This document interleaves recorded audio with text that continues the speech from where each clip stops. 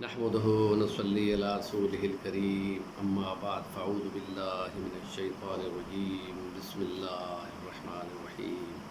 واقيموا الصلاة وآتوا الزكاة واقرضوا الله قرضا حسنا وما تقدموا لانفسكم من خير تجدوه عند الله هو خيرا واعظم اجرا استغفر الله ان الله غفور رحيم.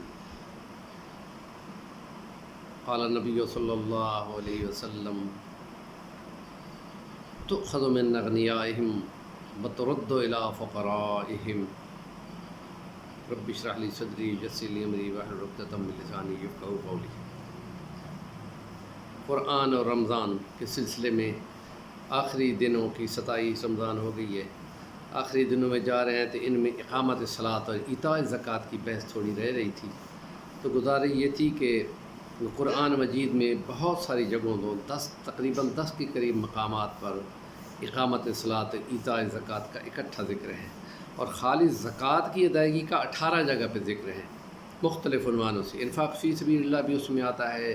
صدقات نافلی بھی اسی میں ہوتے ہیں، اور واجبی جس کو زکوٰۃ کہتے تھے تو اس کو ادا کرنے کا حکم دیا گیا ہے کہ مال جو ہے وہ چیز ہے جس کی طرف لغت میں مال جس کی طرف دل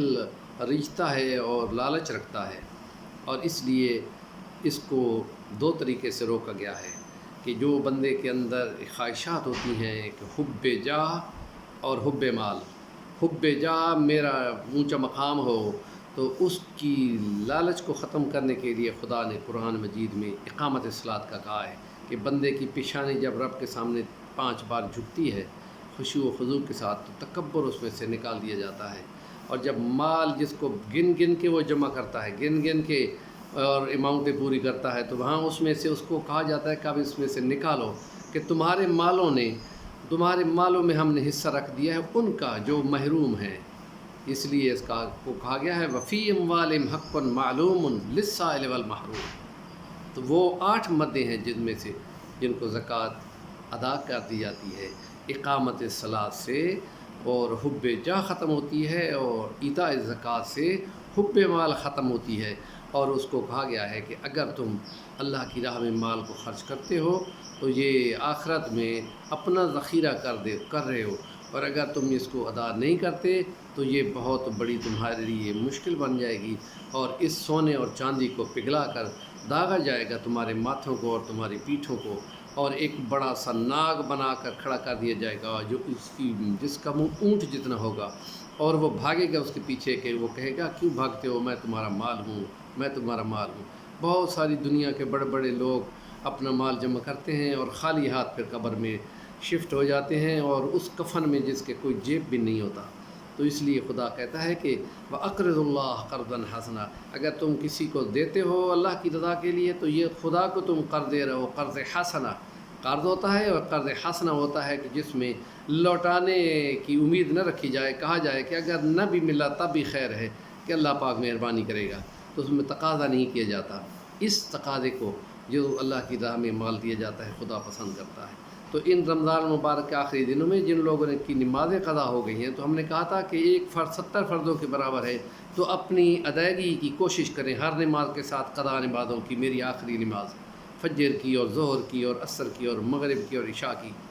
ہر نماز کے ساتھ ایک نماز یا 2 نمازیں یا 3 نمازیں پڑھتے جائیں، اور ساتھ کہتے جائیں کہ میری نمازوں کی آخری نماز جو قضا ہوئی تھی کوشش کر رہے ہیں کہ وہ اللہ کا حق ان کو واپس کر سکیں. اور جو زکوٰۃیں دیتے ہیں اور ان کو دو اور ان کو ہاتھ پہ رکھو، ان کو یہ لو جی اپنا حق لے لو، اور اس میں سے اس کو بتانا نہیں ہے کہ یہ تم کو میں زکوٰۃ دے رہا ہوں. ان کو یہ کہنا ہے کہ یہ تمہارا حق ہے جو ہمارے مالوں نے خدا نے رکھ دیا ہے، یہ اپنا وصول کرو.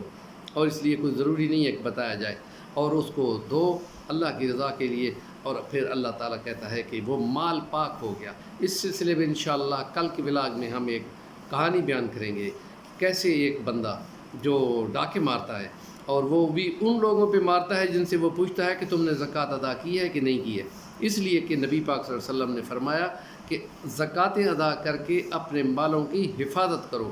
اور جس وقت مال میں سے حصہ غریبوں کا، مسکینوں کا، محتاجوں کا، مسافروں کا، نئے مسلمانوں کا،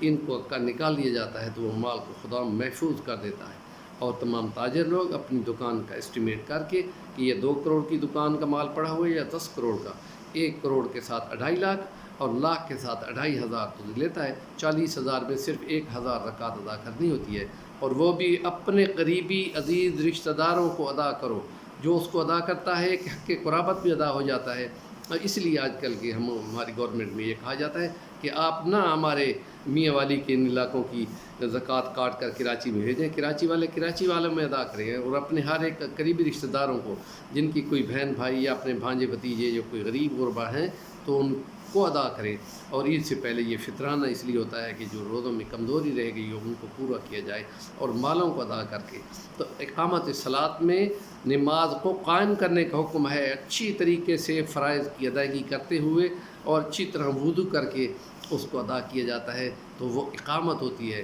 اور صلو صلاۃ کے لیے بھی حدیث میں آتا ہے کہ نبی پاک نے فرمایا ایسے نماز پڑھو جیسے نماز کی ادائیگی مجھ کو کرتے ہوئے دیکھتے ہو۔ تو اس کے لیے اس میں تھوڑا سا فرق ہے، لیکن اتنا زیادہ مشکل نہیں ہے۔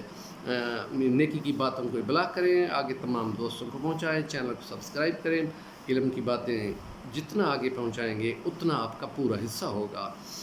وآخر دعوانا الحمدللہ رب العالمین۔